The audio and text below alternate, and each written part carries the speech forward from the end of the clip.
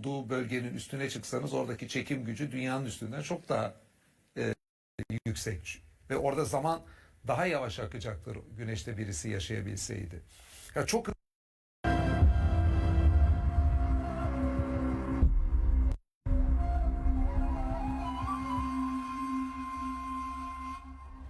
Aklımdaki Sorular Ramazan programımızdan herkese hayırlı geceler sevgili izleyenler. Ramazan ayı boyunca her gece sizlerle birlikte olmaya devam ediyoruz.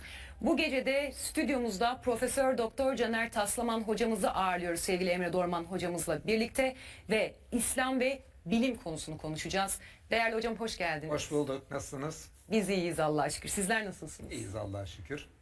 Bu gece Emre hocam İslam ve bilim konusunu konuşacağız. Bilimsel verilerle Kur'an ayetlerini bir araya getireceğiz. Başlayalım hemen. Bence güzel bir konu. Hemen başlayalım. Peki o zaman Caner hocam müsaadenizle izafiyet teorisiyle başlayalım mı? Öncelikle bir izleyenlerimize izafiyet teorisi nedir? Bunu açıklayalım. Sonra da Kur'an'da bu teoriyle ilgili olduğunu düşündüğünüz bir ayet var mı? Bu teori dinin anlattıklarıyla ilgili anlayışımızda yeni ufuklar açabilir mi? Şimdi izafiyet teorisi makrofiziğin en önemli teorisidir diyebiliriz. Einstein'ı zaten ünlü yapan da özellikle ününü yayan da izafiyet teorisiyle ilgili söyledikleri oldu. Tam 20. yüzyılın başlarında ortaya kondu ve sarsıcı bir şekilde zihinsel yapımızda değişimler oluşturdu. Evet. Şimdi çoğumuz zamanı bir fon gibi düşünürüz adeta. Yani böyle adeta bir hiçbir şeyden etkilenmeyen bir fondur. İşte 13 milyar yıl önce evren içinde oluştuysa o fonun içinde oluşmuştur. Evvelsinde de milyarlarca yıl vardır. Sonra bu fonun içinde 4,5 milyar yıl önce dünya oluşur. Ama o fon hep durur. Hiçbir şeyden etkilenmez. İçinde olan bitenlerden gibi düşünürüz. Oysa izafiyet teorisi şunu gösterdi. Zaman hiç de öyle bir fon değil. Yani evvelde fizikte gözüktüğü gibi bir fon değil. Zaman içinde olan bitenden etkilenen bir varlık. Evet. Mesela çekim gücü arttıkça zaman artıyor. Mesela güneşin olduğu bölgenin üstüne çıksanız oradaki çekim gücü dünyanın üstünden çok daha yüksek. Ve orada zaman daha yavaş akacaktır güneşte birisi yaşayabilseydi. Ya çok hızlı giden bir cisimde yine zaman yavaşlıyor. Yani hız ve çekim gücü arttıkça zaman yavaşlıyor. Evet. Şimdi bu başlangıçta tabii buradaki dünyanın içindeki bu çekim ve hızla ilgili yavaşlamalar çok küçük aslında. Yani çekim gücü teorisine göre dağ başında mesela bir yaşayan kimse işte dünyanın merkezine uzakta olacağı için daha az çekim gücünden etkileneceği için hayatı boyunca belki onun için zaman daha hızlı akar. Yani bizim için daha çok çekim gücü olduğu için daha çok akar ama bu belki bir saniye bile değildir. Yani biz dünyanın içinde bu hız arttıkça veya çekim gücü işte belli yerlerinde ne bileyim atmosfere doğru gidip de azalınca değişecek şeyi hissedemeyiz. Evet. Fakat şu önemli burada, zihin dünyamızda oluşturduğu değişim önemli. Yani zaman bir fon değildir demek, artık mesela evrenin yaratılması varsa bu aynı zamanda zamanın yaratılması demek. Niye? Zaman çünkü evrenin içine içkin bir yapı. O zaman biz mesela Allah evreni 13,8 milyar önce yarattı derken aslında bu evreni maddesiyle zamanıyla yarattığı kastediyoruz. Bunun açacağı tabii çok önemli ufuklar var. Kur'an'da buna işaretler de olduğu kanaatindeyim, onları okuyacağım. Nedir? Mesela birçok kimse şöyle bir soru soruyor. Diyor ki Allah niye bekledi de sonradan dünyayı yarattı? Trilyonlarca yıl bekledi. Tam 13,8 milyar yıl önce yarattı ama ondan önce sonsuzca veya trilyonlarca nasıl ifade edersek geçerimiz ama niye bekledi de yarattı? Şimdi zaman izafi olduğunu anlayınca bu soruların da anlamsız olduğunu anlıyoruz. Biz adeta bu evrenin zamanı gibi bir zaman evvelden de devam ediyor. Allah da ona tabi. Onun içinde bekliyor da evreni yaratıyor gibi anlıyor. Evet. Oysa bu evrenin yaratılışıyla bizim bu evrenin zamanı dediğimiz kavram da başladı. Yani Allah için ondan zamanda sonsuzca geriye doğru gidip de beklemek şeklinde bir şey düşünmemek lazım. Adeta belki de mecazen Allah zamanın üstündedir demek daha doğru bir anlayış olacaktır. Evet. Sonra mesela kabirdekiler için de bazen insanlar şöyle sorular soruyor. İşte bundan 1000 yıl önce. 3000 yıl önce ölenler var, şimdi ölenler var. Bu 3000 yıl önce ölenler ne yapacak? Zaten bana göre Kur'an'da olmayan kabir azabının uydurulma sebeplerinden biri belki birçok kimsenin bunu çözememesi. Çünkü programda sıkça Kur'an'da kabir azabının olmadığını Evet. anlattık. Şimdi ama öyle bir düşünce oluşuyor birçok insanda. Yani 3000 yıl önce ölmüş. Şu anda ne yapacak o? Ondan ona bir böyle bir kabirde azap, kabirde cennet gibi bir şeyler hayal etmişler. Cennet cehenneme yerleştirme kabirde olacak. Bu sefer bir de kabirde sorgu eklemişler üstüne. Oysa zamanın izafiyetini anladığımızda Kur'an'daki şu ayetleri de daha iyi anlıyoruz. Ahirette yeniden yaratılanlar bir gün veya daha kısa bir dönem kaldık. Diyecek. Derin bir uykudan adeta kalktık. Havasında kalkıyorlar ahirette yeniden. Evet. Yani böyle 3000 yıl gibi bekledi, gibi 1000 yıl bekledi gibi bir durum olmuyor. Şimdi biz bu zamanın izafiyetini anlayınca, işte ölünün bu evrenin zamana bağlı olduğunu düşünmenin mantıksını anlayınca bu sorunun da yanlışlığını anlıyoruz. Peki Kur'an'da bununla ilgili işaret diyebileceğimiz neler var dersek, şimdi Kur'an'da bizim bir gün dediğimiz kavramın 50 bin yıl olarak da 1000 yıl olarak da değerlendirileceği gözüküyor. Bundan da şunu anlıyoruz, yani bir boyutta bir gün 1000 yıla, bir boyutta 50 bin yıla tekabül ediyorsa demek ki zaman izafi. Çünkü zaman izafi olmasa ne olurdu? Her an herkes için aynı şekilde zaman akıyor olması gerekir. Zaman öyle bir fons herkes için eşit akan. Evet. 50 bin yıl, 1000 yıl, bir gün gibi farklılıklar olmaması gerekirdi. Bu konudaki ilgili ki Kur'an ayetini de okuyayım. Secde suresi 5. ayette diyor ki, gökten yere işleri çekip çevirir. Sonra sizin saymakta olduğunuz 1000 yıla denk bir günde, yani dönemde ona yükselir. Me'ariç suresinde ise melekler ve ruh süresi 50 bin yıl olan bir günde, yani dönemde ona yükselirler şeklinde ifade var. Yani burada yevm kelimesini hem gün hem dönem olarak almanın da doğrunu görür. Bu evrenin yaratılışında da 6 gün ifadesi geçince bunu mesela 6 dönem olarak Evre. değerlendirmenin Evet. doğrunu anlıyoruz. Bu 6 gün tabii ki nereden bölünebilir tartışılır. Nasıl bölünebilir tartışılır, ama şunu da görüyoruz. Evrenin geçmişiyle bugünü farklı. Evrenin başlangıçta işte atom altı parçacıkların oluşması, temel kuvvetlerin birbirinden ayrılması gibi dönemler var. Sonra işte galaksilerin başlangıcı oluşu, ilk dönem yıldızlar var. O yıldızların ölümünde, çöplüğünde yeniler oluşuyor. Yani bir sürü farklı süreçler var. Yani burada 6 günü nasıl böleceğimiz tartışılabilir, ama evrenin geçmişinin farklı dönemler, aşamalar olduğunu çok rahatlıkla söyleyebiliriz. Yani kısacası evrenin zaman izafi olduğunu anladık. Allah'ın evrenle ilişkisini anlamamızda bu ufuk açıcı bir şey. Evet. Aynı zamanda bence kader konusunu anlamamızda da ufuk açıcı bir şey. Birçok kimse kader konusunu düşünürken mesela Allah'ın belli şeyleri bilmesini ve Allah trilyonlarca yıl geriden biliyormuş gibi adeta zihinlerinde canlandırdıkları için hem insanı yapması hem Allah'ın öyle bilmesi nasıl içe geçiyor anlamakta daha çok zorluk çekiyorlar. Evet. Oysa adeta Allah zamanın yaratıcısı, zamanın üstünde gibi düşünseler ve bizim kader konusundaki anlayış eksikliklerimizi zamanı anlamadaki kısıtlılıklarımızdan kaynaklandığını anlasalar, kader konusunu tamamen anlarlar demiyorum, ama en azından burada bir neden anlamadıklarını birçok kimsenin Anlayabilirler. anlaması mümkün olur. Yani bence zamanın izafiliği bu yüzden İslam'la ilgili temel birçok konunun anlaşılmasında katkı sağlayan bir konu. Aynı zamanda Kur'an ayetlerinden de buna işaret olduğu kanaatindeyim. Evet, biz de sık sık bu tarz bilimsel verileri programımıza taşıyoruz. Yani Evet. Allah'ın zamandan münezzeh olduğunu bilimde bize aslında izafiyet teorisiyle doğruluyor da diyebiliriz. Peki Emre Hocam, Kur'an'ın bilimle ilişkisinin doğru kurulmasındaki önem nedir? Yani bunun özellikle yaşadığımız çağda çok çok önemli olduğunu düşünüyorum. Tabii şunu da hatırlatmakta fayda var. Yani mesela işte izafiyet teorisi konusunda olduğu gibi veya benzer konularda bazı insanlar şöyle bir algıya kapılabiliyorlar. Yani hani sanki Kur'an-ı Kerim izafiyet teorisinin işte bilimsel formüllerini bize sunuyormuş, veriyormuş ya da izafiyet teorisinden öncesinde haber veriyormuş gibi. Kur'an'ın aslında bilimsel konulara yönlendirmesi sizin belki uzun yıllar yapacağınız bilimsel çalışmalar, gözlemler, deneyler ve bunların sonucunda ulaşacağınız sonucu aslında genellikle Kur'an-ı Kerim size söylüyor. Ve düşünün ki mesela Kur'an-ı Kerim bu kadar birbirinden farklı konulara temas ediyor ve hiçbir şekilde modern bilimin ortaya koymuş olduğu evrendeki o fenomenlerle veya bilgilerle çatışmıyor. Evet. Bu çok çok önemli bir nokta. Dolayısıyla Kur'an-ı Kerim tabii bir bilim kitabı değil şüphesiz. bize bilimsel formülleri verme derdinde de değil. Ama işte zamanın farklı yerlerde farklı algılanabileceği gibi izafiyet teorisinin aslında tam odağını oluşturan konuyla ilgili yapmış olduğu göndermeler izafiyet teorisiyle örtüştürülebiliyor. Evet. Mesela bu noktada.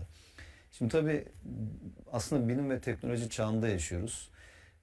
Bu bilim ve teknoloji çağında bilimin çok yüksek bir otoritesi var. Çok yüksek bir prestiji var. Evet. Aynı zamanda hemen her yaştan ama özellikle mesela gençlerden de bilime ilgi duyan, teknolojiye ilgi duyan. Düşünün ki siz mesela akşam yatıyorsunuz, sabah yeni bir şey keşfedilmiş oluyor belki. Yeni bir gelişme oluyor. Ya da işte son teknoloji diye aldığınız bir ürün birkaç zaman içerisinde, kısa bir zaman içerisinde eski yeni sürümleri, yeni versiyonları mesela ortaya çıkıyor. Bu kadar hızlı dönüşümün, hızlı gelişimin olduğu bir çağda yaşıyoruz. Doğal olarak hayatın bu kadar önemli bir konusunun da Müslümanlar tarafından dikkate alınması, ciddiye alınması lazım. Bazen mesela insanlar şöyle düşünebiliyorlar, yani diyorlar ki işte bizim iman etmek için bilgiye ya da işte bilime, sorgulama ihtiyacımız yok. Evet, bu da bir iman çeşididir. Yani kendi içinde. Ama insanların şunu anlaması lazım. Yani modern çağın beraberinde getirdiği yeni sorular ve yeni sorunlar var. Dolayısıyla bu yeni sorulara ve yeni sorunlara aklı, bilgiyi, bilimi devre dışı bırakarak cevap vermek çok mümkün olmayabiliyor. Evet. Siz iman sadece bir işte inanma konusudur. İşte Allah'a teslimiyet konusudur. Dolayısıyla işte bunun bir şeyle temellendirilmesine veya bir delile ihtiyacı yoktur diyebilirsiniz. Ama bu anlayışınızla işte bir 15-16 yaşında bir gencin imanla ilgili kuşkularına, Allah'ın varlığı ile ilgili sorularına veya İslam'la ilgili, dinle ilgili kuşkularına cevap veremezsiniz. Evet. O yüzden bu noktada Kur'an'ın bilim ilişkisinin kurulması çok çok önemli. Bir de dedim ya, yani mesela öyle bir kitap düşünün ki bir yandan anne rahmindeki karanlıklardan bahsedecek, bir yandan denizlerin altındaki karanlıklardan bahsedecek, bir yandan da uzayın derinliklerinden, uzaydaki karanlıklardan veya evrendeki oluşumlardan bahsedecek. Yani Kur'an-ı Kerim'e bu anlamda yaklaşabilecek herhangi bir kaynak var mı? İnsanlık tarihine bir bakalım. Ve bu kadar birbirinden farklı ve büyük iddialarda bulunurken hiçbir şekilde yanlışlanamıyor olması, Evet. çürütülemiyor olması ortaya koyduğu şeylerin. O yüzden hani Kur'an-ı Kerim evet bir bilim kitabı değil, çünkü bunları biz anlattığımız zaman bazı insanlar diyorlar ki yani işte siz Kur'an'daki ayetleri işte illa bilimsel bir şeyle örtüştürmeye çabalıyorsunuz, zorluyorsunuz. Yani böyle bir şeyi zorlama durumu yok zaten. Onun dışında Kur'an'ın dış dünyaya dikkat çeken onlarca ayeti dururken, yani yerlere göklere bakmamızı söyleyen, işte denizlere bakmamızı söyleyen, canlılara, bitkilere bakmamızı söyleyen bunca ayettir, yaratılışın nasıl oluştuğuna bakmamızı söyleyen bu ayetler dururken asıl buna itiraz eden insanların kendilerine şu soruyu sorması lazım. Yani Kur'an'daki bu ayetleri nereye konumlandıracaksın yani? Çünkü Allah seni davet ediyor. Allah seni çağırıyor aslında. Doğayı gözlemlemeye, incelemeye çağırıyor. Evet. Asıl insanların kendilerine bu soruyu sorması lazım. Şimdi bir insan mesela bilime ilgi duymayabilir. Dediğim gibi buna ihtiyaç da duymayabilir. Bu anlaşılabilir bir şey. Ama kendisinin bilime ilgi duymuyor olması, ihtiyaç duymuyor olması İslam'ın bilime önem verdiği gerçeğini değiştirmiyor. Evet. Yani benim din anlayışıma göre İslam şekillenmeli diyemeyeceğine göre hiç kimse. O yüzden hani Kur'an'ın bizi buradaki yönlendirmelerini dikkate almamız lazım ve Kur'an'ın bilimle ilişkisini doğru kurmamız lazım ki Allah'ın evrene dair bu göndermelerini, evrene dair bu ayetlerini, işaretlerini doğru okuyabilelim ve Allah'ın yaratma sanatına daha yakından tanıklık edebilelim. Bütün bunlar aslında beraberinde sizin Allah'a olan inancınızı da temellendiren, pekiştiren, güçlendiren bir şeye dönüşüyor. Çünkü siz Allah'ın kudretine tanıklık ettikçe neden sadece ona teslim olmanız gerektiğini de anlıyorsunuz. Neden onun kurallarına göre bir hayat yaşamanız gerektiğini de anlıyorsunuz. Neden dini önemsemeniz gerektiğini de anlıyorsunuz. Evet. Dolayısıyla bütün bunlar birbirini tamamlıyor ve güçlendiriyor. O anlamda evet, hani Kur'an-ı Kerim bir bilim kitabı değil ama bilime karşı sessiz bir kitap da değil. Ve bizi özne kılıyor, doğaya davet ediyor. O doğadaki oluşumları inceledikçe de Allah'ın sanatına tanıklık etmemizi istiyor ki Allah'ın evrendeki ayetleriyle birlikte imanımızı temellendirebilelim ve inşa edebilelim. İnşa edebilelim. Böylece de daha sağlam bir inanca sahip olabilelim. Peki yine Kur'an'da muazzam ayetler var hocam. Emre hocam da bahsetti. İşte 7. yüzyılda bilinmesi mümkün olmayan ancak günümüzde bilimsel verilerle ortaya çıkan bazı gerçekler bazı ayetlerde aslında bugüne atıf yapıyor. O ayetleri biraz konuşalım istiyorum. Mesela Kur'an bize güneşi ve ayı nasıl anlatıyor? Bu anlatımlarda olağanüstü diyebileceğimiz unsurlar neler? Tabii ki var. Şöyle diyelim öncelikle. Birçok kimsenin düşüncesi peygamberin döneminde şuydu. Dünya ortada duruyor. Çünkü dünyadan bakan göze baktığınızda öyle gözüküyor. Güneş dünyanın etrafında dönüyor. Ay da dünyanın etrafında dönüyor. Sabit duran bir dünyanın etrafında güneşin ayın döndüğü fikrinden insanların ancak 17. yüzyıl civarında uzaklaştığını söyleyebiliriz. Daha önceden bu fikri ifade edenler olsa da böyle bir kabul görmemişti. Şimdi Kur'an'da öncelikle böyle bir yanlış görüşün ifade edilmediğine başlayayım. Peki şu andaki birçok okuldan öğrenciye sorsak güneşi ne zannederler? Onlar da şöyle zannediyorlar, dikkat edin. Çünkü güneş sistemini anlatmak için okullarda genelde çocuklara güneş sistemini böyle Samanyolu'nun geri kalanından yalıtarak anlatıyorlar. Daha iyi anlaşılması için de orada birçok kimse güneşi merkezde çiziyor. Dünyanın etrafta döndüğünü anlatıyor. Evet. Bu aslında bir yerde doğru da diyebiliriz. Yani bir anlık resim alsak veyahut da sırf güneş sistemini kapalı bir resim alsak. Ama Samanyolu galaksisine baktığımızda güneş saatte 700 bin kilometreden daha hızlı bir şekilde ilerlerken dünya etrafında dönüyor. Evet. Yani güneşin dünya etrafında döndüğü nasıl yanlışsa aynı zamanda sabit duran güneşin etrafında dünyanın döndüğü görüşü de yanlış. Evet. Doğru olan görüşü giden bir güneşin etrafında dünya dönmektedir. Peki Kur'an'da güneşle ilgili ne denmektedir? Bakın, ne dünyanın etrafında kısır daire dönüşü yapan bir güneşe dikkat çekiyor Kur'an. Öyle bir ifade kullanılabilirdi. Evet. Değil mi? Yani etrafında dönüyor şeklinde bir ifade. Veyahut da durduğu da ifade edilebilirdi. Ancak Aksine bir hedefe doğru, bir yere doğru giden güneşten bahsediyor. Yani şu anda olduğu gibi Samanyolu'nda 700 bin kilometre hızla giden güneşi, gayet güzel bir açıklama bu. Yasin suresi 38. ayet. Güneş de bir karar yerine doğru akıp gitmektedir. Bu üstün olan ve bilenin takdiridir. Yani karar duran bir yerine güneş doğru. yok. Dönüp de aynı yere gelen bir güneş yok evvelen zannedildiği gibi. Güneş tabii ki bir yerde duracak. Ama bir yere doğru güneş gitmekte. Samanyolu galaksisinde yer almakta, ne kısır döngü olarak kendi yerinde dünyanın etrafında dönüyor ne de sabit. Peki ay ne yapıyor? Ay aslında güneş sisteminin merkezini, ki o güneş sistemi merkezini özellikle güneş oluşturuyor ağırlıklı olarak, da güneşi takip ederek, dünya güneşi takip ettiği gibi ay da dünya ile beraber güneşi takip ederek Samanyolu galaksisinde 700 bin kilometre hızla beraber ilerliyor. Peki Kur'an'da ne deniyor?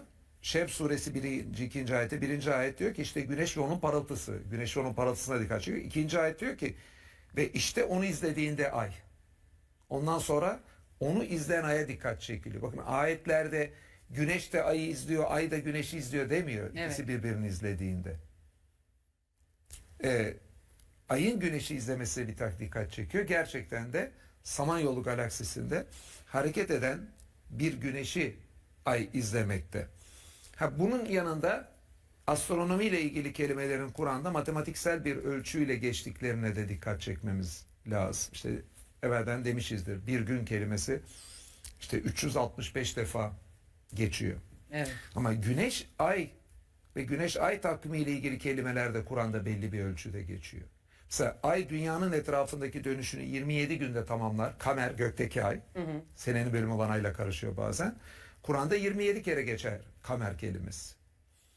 Güneş takvimi 33 yılda bir aynı yere gelmektedir. Evet. Ve güneş kelimesi Kur'an'da 33 defa geçer. Şöyle mesela biz şu anda 1 Mart'ta orucu açtık. Evvelki sene tam tarih aşağı yukarı 11-12 Mart civarı olması lazım. Çünkü 11'er gün Evet. civarında, 12'şer gün civarında geri gelir. Şimdi aynı yere 1 Mart'ın oraya gelmesi, Ramazan'ın başlangıcı ne zaman olacaktır? Bundan 33 sene sonra olacaktır. 33 tane senenin geçmesi lazım. Yani 33 güneş yılının geçmesi lazım. O da 33 olarak geçiyor. Muazzam Bir de gerçekten. burada tabii güneşle ayın hesap ölçüleri kılındığı geçiyor Kur'an'da. Çok enteresan, Kur'an'ın içinde bir matematiksel uyum var bunda. Şimdi şöyle bir şey diyoruz. Yani 365 tane gün kelimesi var Kur'an'da. Bir gün. Birçok kimse diyor ki ya şu anda biz kameri takvimi kullanıyoruz. Yani işte niye Kur'an'da? Kameri takviminde işte 354-55 gün oluyor 12 ayda. Şimdi anlamadıkları şey şu. 365 astronomik bir şeye denk geliyor dünya ile ilgili. Dünya güneşin etrafında dönerken kendi etrafında 365 defa döndüğü için 365 gün oluşuyor.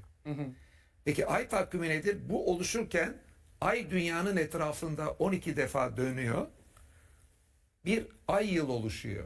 Şu anda bizim uyguladığımız ay yılı oluşuyor. Yani Ramazan'ı kutlarken uyguladığımız ay yılı oluşuyor. Geri kalan da öbür takvimi kullanıyoruz. Evet. Peki arada ne kadar boşluk kalıyor? 11 günlük boşluk kalıyor. Kur'an'da ay kelimesi de bu arada senenin bölümleri olan ayda 12 defa geçiyor. Bir de Kur'an'a bakıyoruz. Şimdi Kur'an'da 365 gün kelimesi var ya.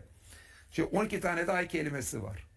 O 354 tane gün kelimesi 12 tane ay kelimesinin arasında kalıyor. Yani astronomik olarak da o 12 tane ay da 354 gün var. Arada 11 günlük fark var. Evet. Kur'an metninin içinde de 11 gün o 12 ay ilk ay kelimesi kullanılmadan veya son ay kelimesi kullanıldıktan sonra toplam geçiyor. Yani Kur'an'ın içinde de 12 ay kelimesinin arasında 354 tane gün kelimesi var. 11'i dışında kalıyor. Yani tam astronomideki tabloyla kelimelerinin dağılımı bile mevcut Kur'an Birebir öyle. metniyle uyumlu olacak şekilde var. Ve güneş ve ay hesapladır diyoruz. Gökte bunlar bir hesapla. Kepler yasaları gibi yasalara uyuyorlar. Aynı zamanda belli hesapla takvimleri hesaplıyoruz. Aynı zamanda Kur'an'ın içinde de bunlarla ilgili kelimelerin kullanılması astronomide onlara uygun gelen sayılarla insicamlı bir şekilde. Evet, gerçekten muazzam ve Kur'an'da bunun gibi birçok örnek var. Şimdi işlemeye de devam edeceğiz. Peki Emre Hocam, Kur'an'ın bilime davet eden ayetleriyle ilişkilendirilebilecek bilim dalları var mıdır? Şüphesiz ki var. Ama tabii bu bilim dallarının isimlerini Kur'an'da beklemek, Kur'an'dan bu bilim dallarının isimlerinin geçmesini beklemek hani çok böyle gerçekçi bir beklenti olmasa gerek. Sadece o ayetlerin bizi yönlendirdiği hakikatleri dikkate alırsak eğer bizi hangi bilim dallarına yönlendirdiğini de oradan çıkartmamız mümkün hale gelir. Tabii şimdi mesela Fussilet suresinin hep hatırlatıyoruz ya 52 ve 53. ayetlerin aslında burada çok muhteşem bir hatırlatma var. Yani diyor ki de ki ne dersiniz o Kur'an Allah tarafından ise siz de onu inkar etmişseniz o zaman gerçekten uzak bir ayrılığa düşenden daha sapkın kim olabilir ki? Yani aslında burada Allah şunu söylüyor. Eğer Allah'tan gelmiş bir şeyi inkar ediyorsanız siz şayet yani bundan daha büyük bir sapkınlık olabilir mi? Peki bunun Allah'tan geldiği konusunda nasıl ikna olacaksınız? İşte Allah'ın hem vahiy ayetleriyle hem evren ayetleriyle. Çünkü devamında diyor ki onları ufuklarda ve kendi nefislerinde delillerimizi göstereceğiz ki onun yani Kur'an'ın gerçek olduğunu açıkça belli olsun. Demek ki insanın hem kendi benliğindeki hem de dış dünyadaki delillere tanıklık etmesi Kur'an'ın da Allah'tan geldiği konusunda kuşku duymamasını sağlıyor. Bu bunu destekliyor demek ki burada. Rabbin her şeye şahit olması yetmez mi diyor. Şimdi bu Fussilet suresinin 52-53. ayetleri. Zariyat suresinin 20 ve 21. ayetlerinde de diyor ki kesin olarak inananlar için yerde de kendinizde de dersler vardır görmüyor musunuz diyor. Yani aslında yeryüzünde de insanın kendisinde de bir takım dersler olduğunu söylüyor ve dikkat edin görmüyor musunuz? Yani görmeyecek misiniz? Bunları dikkate almayacak mısınız? Hatırlatması yapıyor Kur'an-ı Kerim. O yüzden şüphesiz ki Kur'an-ı Kerim böyle bir astronomi, fizik, kimya, biyoloji, işte ne bileyim botanik, zooloji kitabı falan değil. Ama işte bazı özel ayetler bu bilim dallarına bizi gerçekten yönlendiriyor. Mesela bunlardan bazı örnekler verelim. Mesela bakın şimdi çok fazla tabii gökyüzüyle ilgili ayet var Kur'an-ı Kerim'de ama mesela bunlardan bir tanesi mesela Kaf suresinin 6. ayeti. Diyor ki burada üstlerindeki göğe bakmadılar mı hiç? Onu nasıl bina etmiş ve süslemişiz? Onda hiçbir eksiklik yoktur. Şimdi bu bakmadılar mı, görmediler mi diye hani ifade edilen aslında bunların incelenmesine, bunların araştırılmasına ve bunların üzerine düşünülmesine sevk eden göndermeler. Evet. Ve dikkat ederseniz diyor ki göğe bakmadılar mı, nasıl bina etmişiz ve süslemişiz. Şimdi aslında bizim astronomi dediğimiz gök bilim diyoruz zaten değil mi astronomi? Gök bilimin tam olarak yaptığı bu. Göğün incelenmesi. Evet. Öte taraftan mesela Gâşiye suresinin 19 ve 20. ayetleri diyor ki bakmazlar mı dağlara, yani dağlara bakmıyorlar mı ve yere nasıl yayılmış, dağlar nasıl dikilmiş, yer nasıl yayılmış, bunlara bakmıyorlar mı? Şimdi dağlarla ilgili ve yeryüzüyle ilgili inceleme yapan bilim dalı işte biliyoruz ki jeoloji. Evet. Şimdi Allah aslında dikkat ederseniz bakın hep burada işte dağa bakmıyorlar mı, yeryüzüne bakmıyorlar mı, göğe bakmıyorlar mı, onları nasıl süslediğimizi görmüyorlar mı diye bizi aslında bu bilim dallarına davet ediyor. Bu bilim dallarını yönlendiriyor. Yine mesela Mülk suresinin 3 ve 4. ayetleri burada mesela çok muhteşem. Diyor ki 7 kat göğü tabaka tabaka yani birbiriyle uyumlu yaratan da odur. Rahman'ın yaratmasında hiçbir uyumsuzluk göremezsin. Gözünü çevir, tekrar bak. Herhangi bir kusur görebilecek misin? Sonra tekrar gözünü çevir bak. Gözlerin bitkin bir şekilde yorgun olarak sana dönecektir diyor. Aynı zamanda da aslında çok büyük bir meydan okuyor yani ayet. Diyor ki bak Allah'ın yarattığı, Rahman'ın yarattığında bir kusur göremezsin. Allah'ın sisteminde bir eksiklik, noksanlık göremezsin. Ancak o senin bakışlarında olabilir eksiklik, noksanlık veya çarpıklık senin bakışlarında olabilir. O göz defalarca da dönse baksa hep yorgun olarak sana geri dönecektir. Bir kusur bulamayacaktır, bir eksiklik bulamayacaktır. Yine mesela Ankebut suresi 20. ayeti de ki yeryüzünde dolaşın ve Allah'ın yaratmaya nasıl başladığına bir bakın diyor. Aslında bizim işte paleontoloji dediğimiz fosil bilim olarak bilinen bilim dalının aşağı yukarı yaptığı budur. İşte yeryüzünde canlının kökenini araştırmak, oradan bir takım deliller, belgeler çıkartmak. Yine mesela Hac suresinin 5. ayetinde anne rahmindeki gelişim aşamalarından bahsediyor. Bir embriyonun gelişim sürecini anlatıyor bize detaylı bir şekilde. Ayet uzun olduğu için şimdi onu okumuyorum ama yerini söyleyelim izleyenlerimize. Hac suresinin 5. ayeti. Bu da aslında canlı gelişim bilimi dediğimiz işte embriyoloji ile ilgili olarak bize bir hatırlatma, gönderme yapıyor. Öte taraftan mesela bakıyoruz ki daha önceden yaşamış toplumların, medeniyetlerin, kültürlerin ve onlardan kalan bir takım kalıntıların incelenmesiyle ilgili ayet grupları var. Mesela bunlardan bir tanesi nedir? Rum suresinin 9. ayeti. Diyor ki öncekilerin sonu nasıl olduğunu görmek için yeryüzünde hiç mi gezip dolaşmadılar? Onlar kendilerinden daha güçlüydüler. Yeri kazıp alt üst etmiş. Onu bunların imar ettiğinden çok daha fazla imar etmişler diyor mesela. Benzer bir ayet yine mesela işte geçiyor Kur'an-ı Kerim'de. Şeyde de mesela hayvanlarla arkeoloji biliminin aslında aşağı yukarı dediğimiz yaptığı bu değil mi? Yani önceki topluluklardan kalan bir takım kalıntıları incelemek ve oradan sonuçlara varmak. Yine mesela hayvanlara dikkat çekilen ayetler var Kur'an-ı Kerim'de. Onlardan bir tanesi mesela Nahl suresinin 66. ayeti diyor ki şüphesiz ki hayvanlarda da sizin için ibretler vardır diyor. Evet. Zooloji dediğimiz bizim aslında işte hayvan bilim, hayvanların incelenmesi. Yine mesela bitkilere dikkat çekilen, bitkilerin çıkardığı meyvelere, onların ürünlerine dikkat çekilen ve onlar ürün verdiğinde onlara bakın diyor. Onları inceleyin diyor mesela Kur'an-ı Kerim'de. Yine mesela işte En'am suresinin 99. ayeti, En'am suresinin 41. ayeti, buradaki o bitkilerden, onların ürünlerinden bahseden ayetler. İşte bitki bilimi olarak bildiğimiz botanik aşağı yukarı aslında bunu yapıyor, bitkilerin incelenmesi. Kur'an-ı Kerim aynı zamanda mesela rüzgarlardan bahsediyor. Rüzgarların işte yağmur yüklü bulutları taşımasından bahsediyor. Onları sevk etmesinden bahsediyor. Gök olaylarından bahsediyor. Meteoroloji aslında aşağı yukarı bunları yapıyor yani. Bir şekilde gök olaylarının, atmosferde meydana gelen hava olaylarının incelenmesi. Öte taraftan hep örnek veriyoruz işte denizlerin altındaki karanlıklardan, o dip dalgalarından bahseden ayetler var. Nerede mesela işte Nur suresinin 40. ayetinde mesela örneğini görüyoruz. İşte deniz bilim dediğimiz ya da oşinografi dediğimiz böyle okyanus, böyle açık denizlerle ilgili incelemelerin, araştırmaların yapıldığı bilim dalları var. Evet. Bütün bunlar aslında bizi, bu tip ayetler bunlara yönlendiriyor. Ama dediğim gibi işte burada önemli olan aslında insanın özne olarak kendisinin bunları araştırması, incelemesi, buradan sonuçlar çıkarması. Allah bize bunlarla ilgili detayları vermiyor. Sadece hani bir işte parmak ve parmağın işaret ettiği yer vardır ya, yani burada parmağa bakılı kalmayın yani. Parmağa odaklanmayın. Parmağın işaret ettiği yere bakın. İşte parmağın işaret ettiği yer bu ayetlerin bizi gönderdiği bilim dalları. Yani biz o bilim dallarıyla ilgilendiğimiz zaman işte Allah'ın o tarifsiz sanatına, muhteşem kudretine tanıklık edebileceğiz.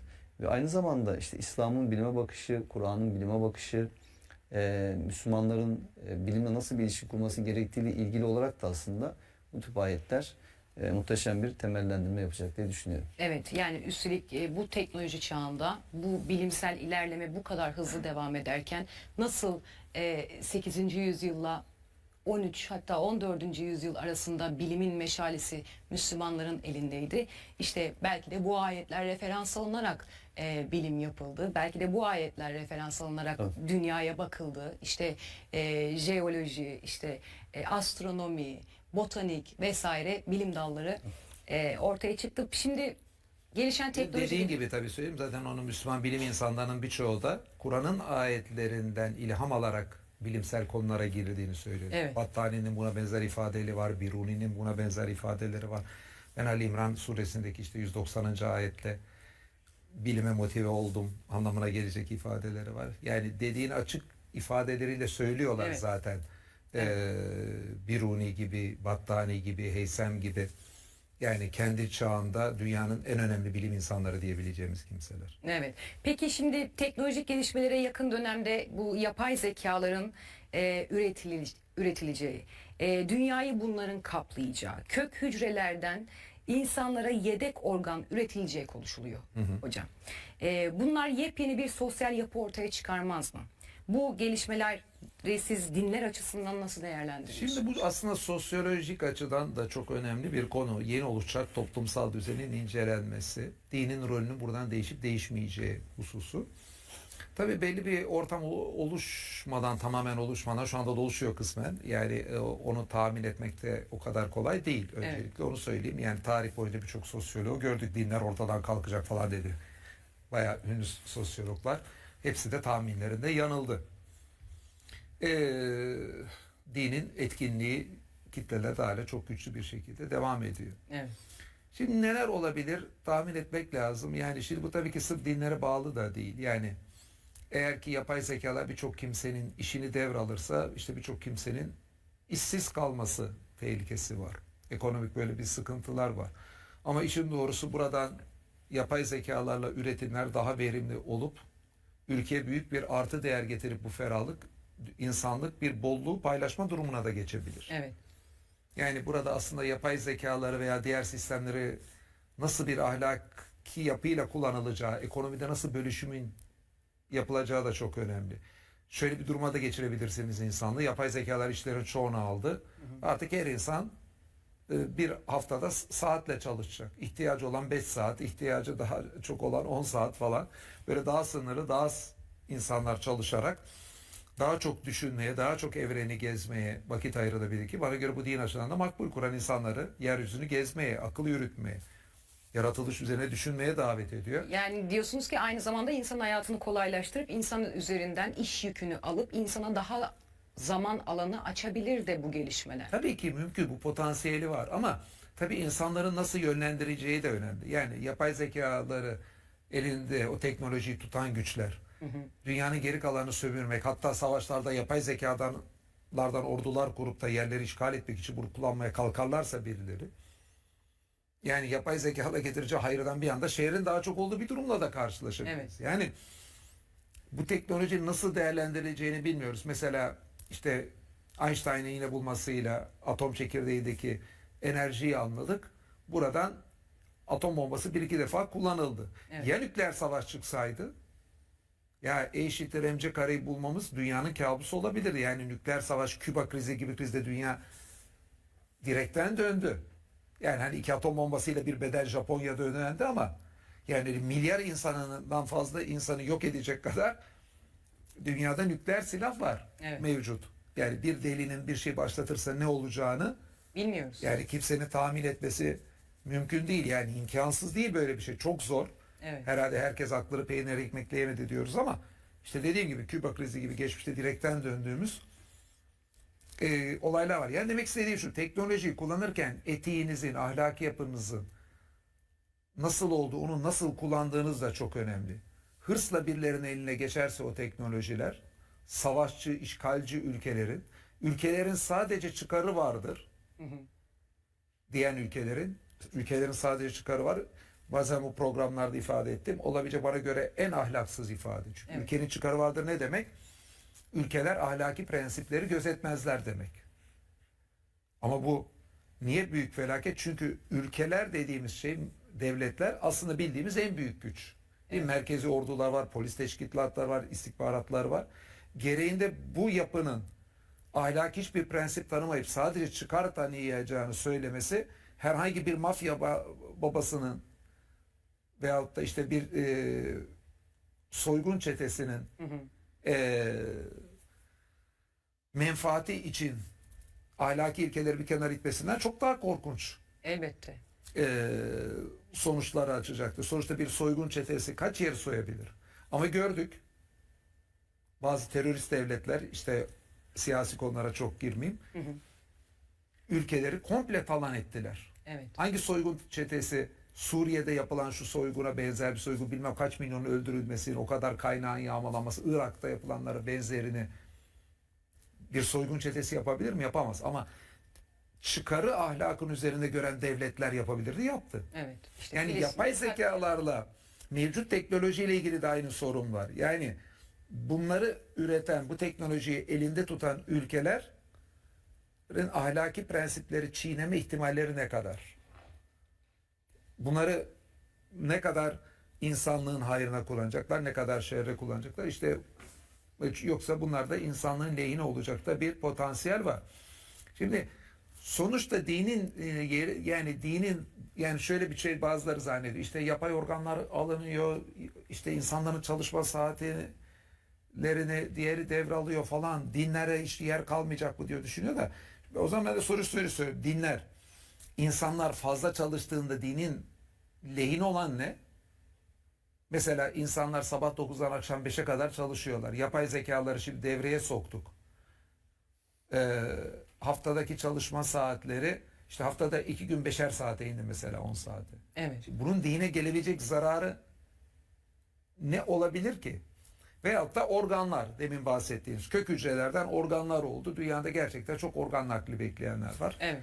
Ve organ nakli de gerçekten de zor bir prosedür. Bunları kolaylaştıracak mekanizmaları bulduk. Yapay organlar. Artık insanlar kalbi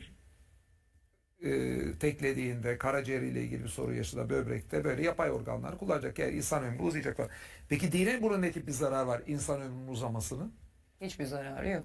Sonuçta insan yine ölmeyecek mi? Zaten bilimsel olarak bütün evrenin sonu gelecek. Yani biz insan hayatını ne kadar uzatırsak uzatalım sonu gelecek. Yani dinin hayatla ilgili verdiği cevaplara bakalım. Neden buradayım sorusuna, nereye gidiyorum sorusuna, bu hayatı nasıl yaşamalıyım sorusuna cevap veriyor. Hayata anlam veriyor. Evet. Sizin mesela yapay organları daha iyi yapmanız, nereye gidiyorum sorusuna insanın, hani bu dünyada hayatı uzatmak, bu dünyadaki hayatı sonsuz kılmıyor ki. Nereye gidiyorum sorusu yine insanlık için olabilecek en önemli soru. Evet. Ben buraya nasıl geldim? Bana görmeyi, işitmeyi, aklı, hafızayı kim verdi sorusu. Yapay zekaların arabaları sürerek bizi şoförlükten kurtarmasıyla bu sorunun önemi ortadan kalkar mı? Ben buraya nasıl geldim sorusu. Hayır. Hatta arabaya sürerken yapay zeka arabayı sürüyorsa belki bu konular üzerine daha da Daha uzun değinilmesi. süre düşünebilecek vaktimiz olur. Düşünebileceğim diyeyim. Yani kısacası din hayata verilen anlamla alakalı. Nasıl buraya geldim, nereye gidiyorum sorularıyla alakalı. Benim yaratıcımın kim olduğuyla alakalı. Allah'ın insana verdiği zekayla insanın belli teknoloji üretip onu kullanması bizim yaratıldığımız fikrini değiştiren bir şey değil ki. Evet. Ahirete doğru gittiğimiz asıl önemli yaşamın orası olduğuyla da zıt bir şey değil ki. Yani yapay zekaların bir şey üretmesi, diğerlerinin, yani bunları önemsizleştirecek unsurlar değil ki bunlar. Evet. Ama tabii şöyle bir şey olabilir. Yani insanların daha sağlıklı olma imkanları elinde oldukça, ne bileyim kanser gibi, kalp hastalıkları gibi hastalıklardan korkuları azaldıkça, bu dünyada biraz daha rahatı buldukça yine bir Kur'an ayeti aklıma geliyor. İnsan kendini yeterli gördüğü için azar. Evet. Yani insan ben kendi kendime yeterim, ben güçlüyüm, hiçbir şeye ihtiyacım yok diyen bir kibri, hani ben yaratıcımı da kale almıyorum tavrını o rahat birçok insanda körükleyebilir. Öyle bir tehlike var. Evet. Öyle bir tehlike olabilir. Ama akıllı insan ne yapacaktır? Sonuçta benim yaratıldığım ve yaratıcıma minnettar olduğum gerçeğini değiştirmiyor bunların hiçbiri. Ne güzel, Allah'ın verdiği teknolojiyle artık kanser gibi, kalp hastalığı gibi hastalıklardan kurtulduk. Evet. Bunun zamanında da yaşadık hocam. Yani penisilin bulunmadan önce bir kesik bile insanları öldürebilirken, ameliyat yokken insanların ömürleri çok daha kısaydı. Evet, penisilinin bulunmasıyla, antibiyotiğin bulunmasıyla, ameliyatların artmasıyla ömürler uzadı. Ancak bu içimizde, fıtratımızda var olan Allah ile olan bağımızda hiçbir... Şu anda mesela kalp nakilleri eskisine nazaran çok kolay yapılıyor yani. Evet. İlk kalp nakli falan yapıldığında dünyada çok büyük olaydı, şeydi. Şu anda eskinin bir apandisit ameliyatı kolaylığında yapılıyor. Ne oldu? İnsanların dini ihtiyacı mı yok oldu? Bu daha da kolaylaşırsa yapay organlar falan filanlarla yine dediğin gibi dinin verdiği hayata anlamın yerini alabilecek hiçbir şey yok. Evet. Yani sonuçta dinin demek istediğim yani toplumu bu yeni teknoloji nereye götüreceğini hep beraber göreceğiz. Ama dinin hayata verdiği anlam ve cevap verdiği soruları yerini dolduracak hiçbir şey yok. Yok. O yüzden kimse dinin yok olacağını, dine öneminin azalacağını zannetmesin. Evet, yani aslında bugün günümüzde var olan bilimsel gelişmeler aynı zamanda etik ve ahlak çerçevesi içinde değerlendirildiği zaman, yani bilgi hikmetli bir bilgi olduğu zaman ancak trajediye dönüşmüyor diyebilir miyiz Emre Hocam? Yani tabii bilimin veya bilimsel gelişmelerin kendisinin iyi veya kötü olmasını beklemek zaten çok saf dillik olur. İnsanların elinde ve insanların amaçlarına göre o gelişmeler iyi veya kötü hale gelecektir. Dolayısıyla burada aslında inanan insanlara, iyi insanlara çok fazla iş düşüyor. Neden? Çünkü onların işte bilim ve teknoloji çağında bilim ve teknoloji takip ediyor. Ve hatta etkin bir şekilde onun içinde yer alıyor olması lazım ve yönlendirebiliyor olması lazım ki dünyanın işte kaotik bir ortama dönmemesi için, savaşların çıkmaması için veya ne diyelim işte açlıkların, ölümlerin vesaire bunların yaşanmaması için insanlığın problemlerine çözüm üretebilecek bir irade oluşsun. Şimdi tabii Müslümanların aslında bu bilim ve teknolojiye açık olmasının gerekmesi böyle sadece bunu bir niyette tutmak mümkün değil. Mesela atıyorum ilahiyat fakültelerinde, felsefe bölümlerinde mutlaka bu konularda ciddi çalışmalar yaptırılması lazım. Yani yapay zeka ve din konusunda mesela. Evet. Veya bunun bir şekilde değil ki bilimsel çalışmanın ahlaki yönleri var. Bunların değerlendirileceği, inceleneceği çalışmalar mutlaka şey yapılması lazım. Çünkü hep söylüyoruz yani İslam insanlığın kurtuluşu. İnsanlığın kaostan çıkışı aslında İslam. Dolayısıyla İslam'ın bu güzelliklerini yeryüzünde var edebilmek için Müslümanların da bu alanlarda etkin olması gerekiyor. Tabii böyle insanlar bazen bu tip şeylere kategorik olarak doğrudan karşı çıkma veya tamamıyla işte sadece bu şeylere güvenip işte dini dışarıda bırakma gibi eğilimler gösterebiliyorlar. Hani İslam'ın bilimle, bilimsel gelişmelerle bir çatışmasının olmadığını, tam tersine aslında Müslümanların bunlar açık olması gerektiğini hatırlatmakta burada fayda var. Mesela işte yapay organlar gibi bir takım şeylerle eğer ki bir sürü organ nakli bekleyen insanlar var yani. Bu çok acı bir şey aslında düşündüğüm Evet. zaman. Yani kolay da bir şey değil. Mesela bunlar kolaylaşacaksa eğer mesela bir takım diyelim çipler geliştirilip insanlara deri altına vesaire bunlar yerleştirildiğinde kalp krizi gibi olabilir veya başka bir takım hücresel arızalarla ilgili şeyleri önceden tespit edebilecek bir sistem oluşturulabilecekse, hastalıkları önceden haber verebilecek bir sistem oluşturulabilecekse mesela bunlar insanlığın yararına, faydasına olacak şeyler. Ya da mesela bir takım diyelim yapay gıdalar ve o gıdalar üzerinden mesela diyelim ki açlık sorununun çözülmesine yönelik olarak laboratuvar ortamında oluşturulmuş mesela gıdalarla. Yani bunların hepsinin beraberinde şey var ya da işte bir takım aşılar mesela.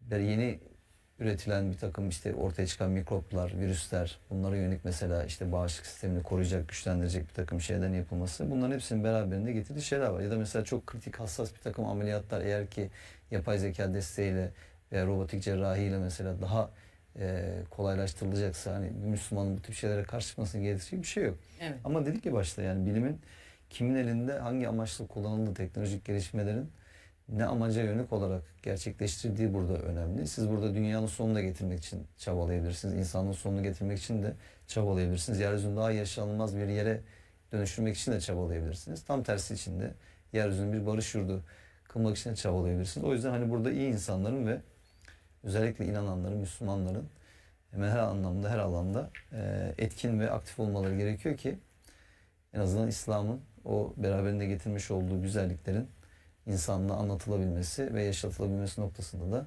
bir değer üretebilsinler. Evet.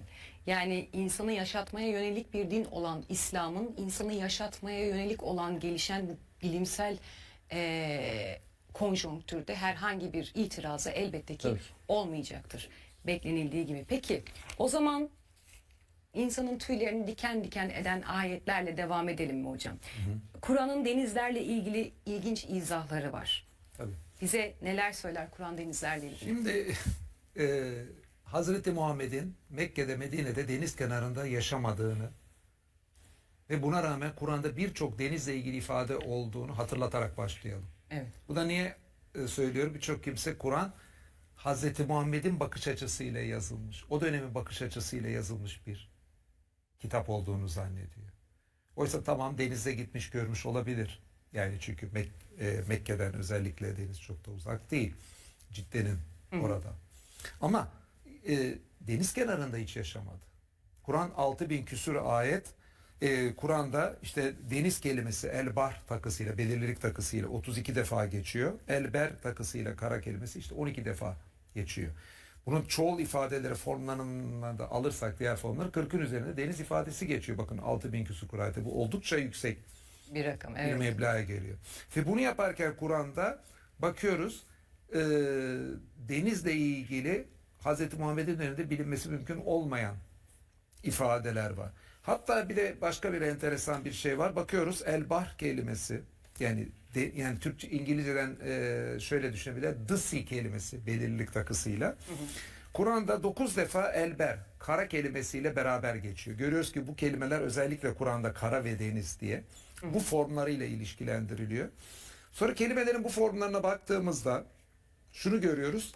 Kara kelimesi 12, deniz kelimesi 32 defa geçiyor. Burada enteresan şekilde 12'yi 32'ye oranladığımızda şunu görüyoruz. Dünyadaki 135 milyon kilometre kare kara, 360 milyon kilometre kare denizin oranıyla aynı. Yani Kur'an'ın içinde kara ve deniz kelimelerinin kullanım oranı dünyadaki şu anda Deniz ve karanın kara oranına şey. Ve işte ancak dünyada bir %15 milyon kilometre kadar bunun dışında kalan bir buzul olduğunu söyleyebiliriz. Yani kara mı deniz mi ayrı bir kategori mi alacak. Enteresan bir şekilde Kur'an'da bir tane de belirlilik takısı olmayan hani dı takısı olmayan si var. Belki de o kelimenin ona karşılık geldiğini öyle eşleştiğini düşünebiliriz. Yani deniz ve kara kelimenin Kur'an'daki kullanım oranıyla dünyadaki oranın bir olması Kur'an'daki o diğer matematiksel uyumları düşündüğümüzde anlamlı. Çünkü Kur'an'da buna benzer çok örnek çıkıyor. Peki denizlerle ilgili ne ifadeler var? Diğer programlarda anlattığımız için detaylı anlatmayayım. Bir mesela işte geçiyor Kur'an denizlerin birbirinin içine girip karıştığını ama aralarında bir engel olduğunu söylüyor. Hatta ayırt etme şey olarak bunun tuzluluğu farklı, bunun tatlılığı farklı. Yani bu tuzlu, bu tatlı su diyor. Yani Ama aralarında birleşmiş olan iç içe geçen sularda tuzluluk oranlarının, tatlılık oranlarının farklı olduğunu Kur'an söylüyor ve dünyanın birçok yerinde bunu Görüyoruz. gözlemleyebiliyoruz. Bunu evvelden işlediğimiz için uzun durmuyor ama mesela bu sene işlemediğimizi hatırlamadığım bir ayete girip Nur suresi 40. ayette Allah bir örnek veriyor. Diyor ki karanlıklar içinde kalan birine örnek verecek. Yani öyle bir karanlıkta kalıyor ki bu kişiler elini çıkartan bile neredeyse onu göremeyeceği bir karanlık diyor. Şimdi elini çıkartanın bile neredeyse göremeyeceği bir karanlığı Kur'an örnek verirken nereye örnek veriyor biliyor musunuz? Derin denizlerin altını. En karanlık yer olarak. Şimdi biz deniz kenarındayız. Sen de Marmaris'tesin. Biz de İstanbul'dayız. Yani şimdi hep denizinle iç içeyiz. Evet. Karanlık için hangimiz denize örnek veririz? Vermeyiz. Vermeyiz. Niye vermeyiz? Çünkü gündüz ne kadar aydınlıksa denizin üstü içi o kadar aydınlığa benziyor. Biz daldığımızda da denizin içine aynı aydınlığı görüyoruz. Evet. Fakat ne oldu? Kur'an derin deniz diyor. Öyle derin deniz demiyor. Karanlık için derin deniz örneği veriyor. Kur'an'ın vahyinden 1000 küsür sene geçtikten sonra da insanlar denizaltılarla derin denizlere indikleri zaman birkaç yüz metrenin altının aslında kapkaranlık olduğunu gördüler. Evet. Ve dünyanın %71'i denizlerle kaplı. Bunun önemli bir kısmı zaten birkaç yüz metreden daha derin denizler. Yani Kur'an'ın işaret ettiği elini kaldıranın elini bile göremeyecek karanlığa sahip denizler. Şimdi böyle bir ifade atmasyonla tutturulabilir mi? Hangimiz işte karanlık için derin denizin altını veririz? Günümüzde bu bizim için olgusal bir şey. Bazen şöyle diyorlar, canım belki ileride bilim değişir. Kur'an'daki ifadenin farklı çıktığını görürüz. Şimdi birçoğunun anlamadığı şey şu. Kur'an'ın bizim olağanüstü dediğimiz ifadelerin büyük bir kısmı yeni gözlem araçlarıyla gözlediğimiz şeyler. Evet. Mesela biz şu anda derin denizlerin altına indiğimizde Kur'an'ın dediği gibi orada koyu karanlık olduğunu anlıyoruz. Zaten optikten de anlıyoruz o kırıla ışığın niye inmediğini, ama hani onu anlamasak gözlemsel olarak onu görüyoruz. Yani yarın bilimde ne değişirse değişsin olgusal bu konunun değişmesini beklememiz için en ufacık bir sebep yok. Veya anne rahminde bir asılıp tutulma aşaması var. Günümüzde biz onu mikro kamerayla görüyoruz.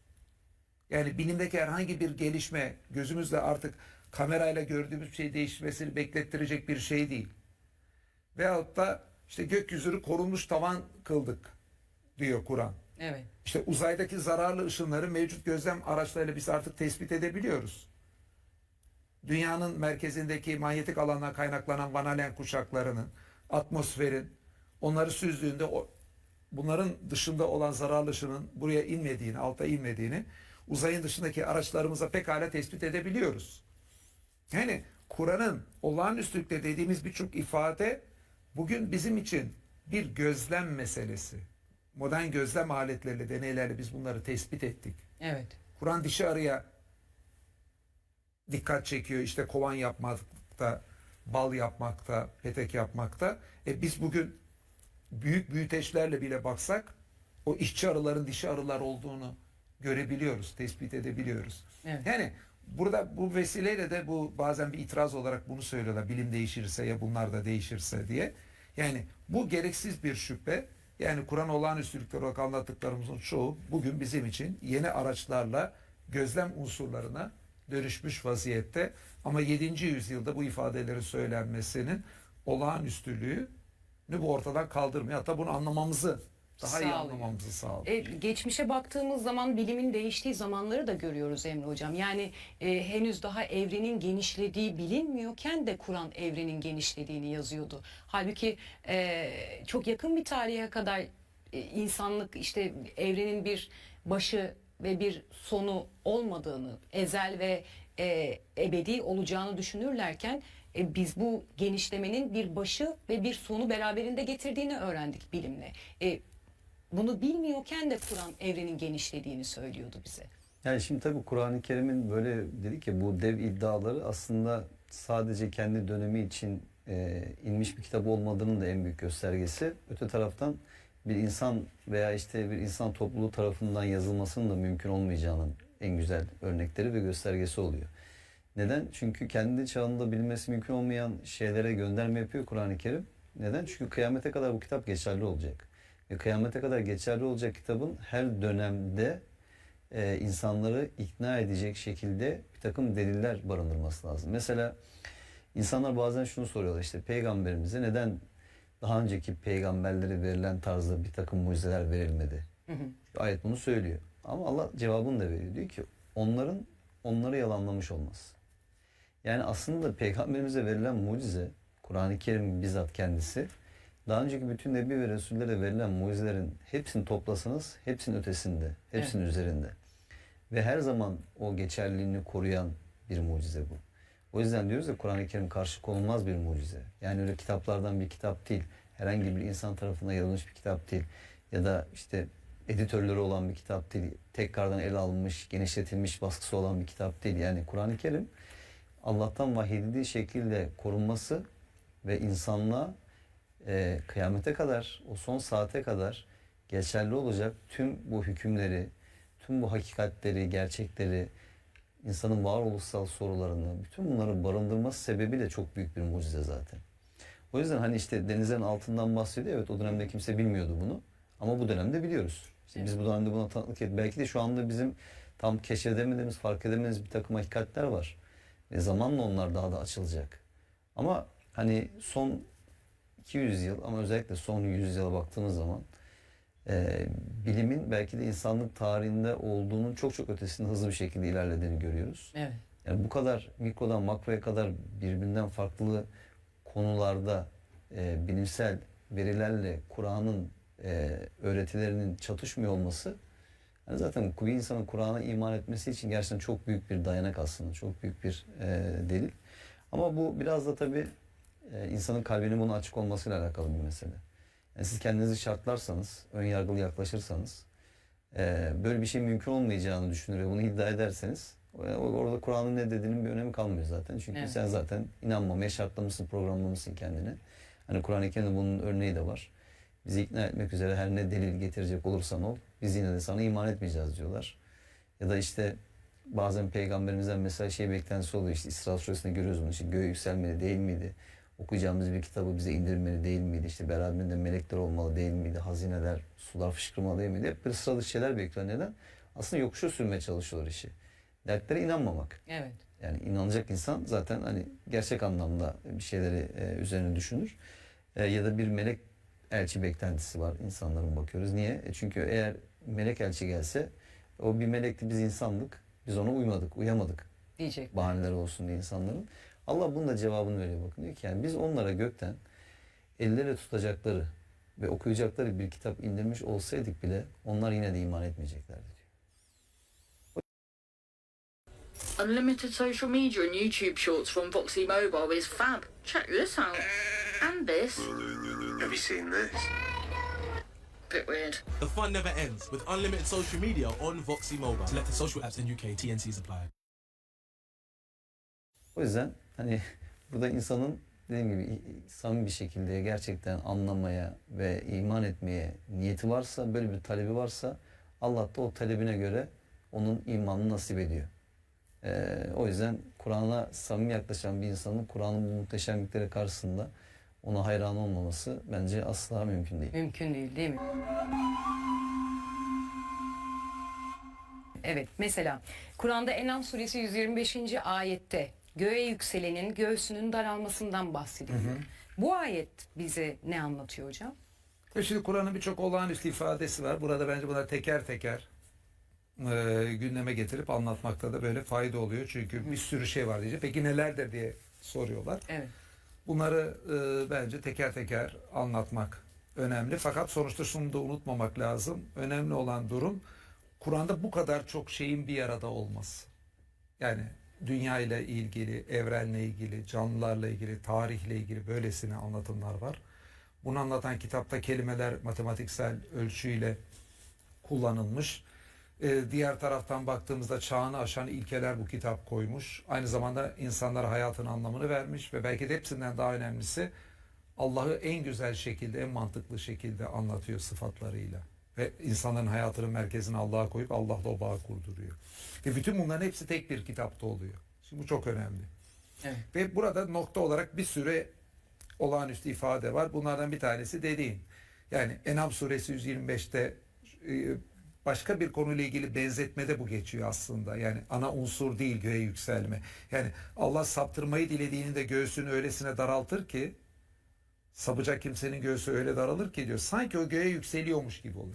Yani göğsünde sıkıntı hissetme, daralma hissetme, göğe yükseltmeyle, benzetmeyle anlatılıyor.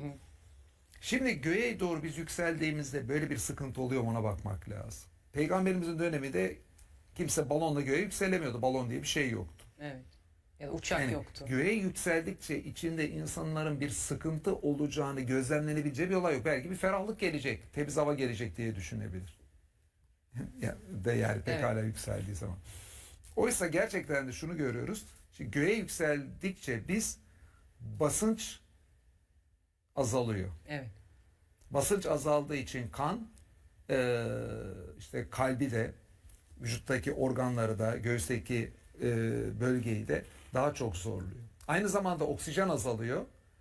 Oksijen azaldığı için nefes alıp vermekte de oluşan zorluktan akciğerler zorlanıyor. Evet. Yani basıncın azalması ve oksijenin azalmasından dolayı kalp ve oksijen zorlanıyor. Hatta göğe ne kadar çıkarsanız daha çok zorlanıp hiç yaşayamayacağınız duruma kadar bile bir noktada gelirsiniz. Peki Torricelli ne zaman basınçla ilgili